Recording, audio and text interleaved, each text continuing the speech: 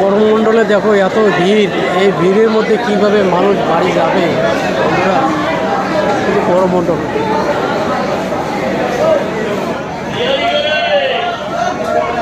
Train number 12-8-42।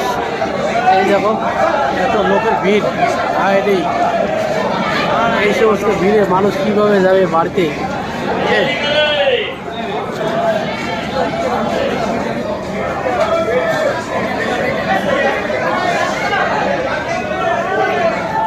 আর আমার পিছনে হয়েছে এই যে সেকেন্দ্রাবাদ এক্সপ্রেস। এই যে এর ট্রেন নম্বর হয়েছে 22-203।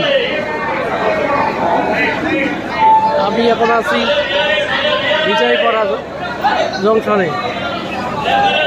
এখন